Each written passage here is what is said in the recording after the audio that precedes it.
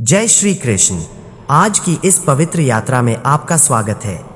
यह कोई साधारण वीडियो नहीं बल्कि श्रीमद् भगवद गीता के उन दिव्य श्लोकों की व्याख्या है जो न केवल अर्जुन का मार्गदर्शन करते हैं बल्कि आज भी हमारे जीवन के हर मोड़ पर एक अमर प्रकाश की तरह राह दिखाते हैं। इस वीडियो में हम भगवद गीता के 10 ऐसे श्लोकों को समझेंगे जो जीवन, कर्म, आत्मा और धर्म के सबसे गहरे रहस्यों को सरलता से उजागर करते हैं। अगर आप भी श्री कृष्ण की शिक्षाओं से प्रेरणा लेना चाहते हैं तो इस चैनल को सब्सक्राइब जरूर करें और वीडियो को अंत तक ध्यान से देखें, क्योंकि यह सिर्फ ज्ञान नहीं, जीवन को जीने की सही दिशा है। श्लोक 1। इसके बाद श्री कृष्ण ने अर्जुन से कहा, नैन छिंदंती शस्त्राणी नैन दहती पावका न चैन क्लेद्यंत्यापो न शोषति मारुता। इसका अर्थ है, हे अर्जुन, आत्मा को न कोई शस्त्र काट सकता है, न अग्नि उसे जला सकती है, न पानी उसे भिगो सकता है और न ही वायु उसे सुखा सकती है। श्री कृष्ण आत्मा की अमरता, अजरता और अविनाशी स्वरूप को समझा रहे हैं। श्लोक 2। इसके बाद श्री कृष्ण ने अर्जुन से कहा, हतो वा प्राप्स्यसि स्वर्गं जित्वा वा भोक्ष्यसे महीम् तस्मादुत्तिष्ठ कौन्तेय युद्धाय कृत निश्चय। अर्थात, यदि युद्ध में मारे जाओगे तो स्वर्ग प्राप्त करोगे और यदि विजयी हुए तो पृथ्वी का राज्य भोगोगे। इसलिए हे अर्जुन, उठो और युद्ध के लिए तैयार हो जाओ। श्लोक 3। इसके बाद श्री कृष्ण ने अर्जुन से कहा, यदा यदा ही धर्मस्य ग्लानिर्भवति भारत अभ्युत्थानमधर्मस्य तदात्मानं सृजाम्यहम्। अर्थ है, हे भारत, जब जब धर्म की हानि होती है और अधर्म की वृद्धि होती है तब तब मैं स्वयं अवतरित होता हूँ। श्लोक 4। इसके बाद श्री कृष्ण ने अर्जुन से कहा, परित्राणाय साधूना विनाशाय च दुष्कृताम धर्म संस्थापनार्थाय संभवामि युगे युगे। अर्थात, सज्जनों की रक्षा, दुष्टों के विनाश और धर्म की पुनः स्थापना के लिए मैं हर युग में जन्म लेता हूँ। श्लोक 5। इसके बाद श्री कृष्ण ने अर्जुन से कहा, कर्मणे वाधिकारस्ते मां फलेषु कदाचन मां कर्म फल हेतुर्भूर्मा ते संगोस्त्व कर्मणि।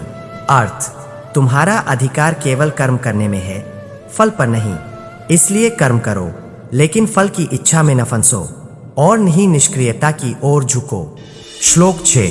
इसके बाद श्री कृष्ण ने अर्जुन से कहा, ध्यायतो विषयान् पुंसः संगस्ते शुभ जायते संगात संजायते काम कामात् क्रोधो भी जायते। भावार्थ, जब मनुष्य बार बार विषयों का चिंतन करता है तो उससे आसक्ति पैदा होती है, आसक्ति से कामना उत्पन्न होती है और कामना में बाधा आने पर क्रोध जन्म लेता है।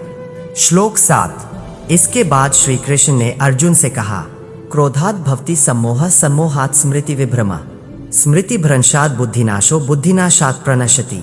इसका अर्थ है, क्रोध से मोह उत्पन्न होता है, मोह से स्मृति भ्रमित होती है, स्मृति के भ्रम से बुद्धि नष्ट होती है और बुद्धि के नष्ट होते ही मनुष्य का पतन हो जाता है। श्लोक 8। इसके बाद श्री कृष्ण ने अर्जुन से कहा, यदेदाचरति श्रेष्ठस्तत् देवेत्रो जना स यत् प्रमाणम कुरुते लोकस्तदनुवर्ते। अर्थात, जो श्रेष्ठ पुरुष करता है वही आम लोग अनुसरण करते हैं, जो आदर्श वह स्थापित करता है लोग उसी राह पर चलते हैं। श्लोक 9। इसके बाद श्री कृष्ण ने अर्जुन से कहा, श्रद्धा वा लभते ज्ञान तत्परः स नितेन्द्रिय ज्ञान लब्ध्वा परान शांतिम चिरेन अधिगच्छति। भाव यह है, जिसके पास श्रद्धा है, जो अपनी इंद्रियों पर नियंत्रण रखता है, वह ज्ञान प्राप्त करता है और फिर शीघ्र ही परम शांति को प्राप्त होता है। श्लोक 10।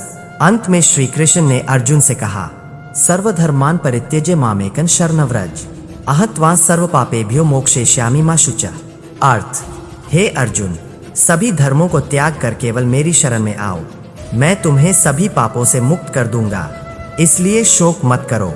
तो साथियों, आज आपने श्री कृष्ण के उन 10 दिव्य श्लोकों को सुना जो न केवल अर्जुन के लिए बल्कि आज के युग में हम सभी के लिए एक अमूल्य मार्गदर्शक है।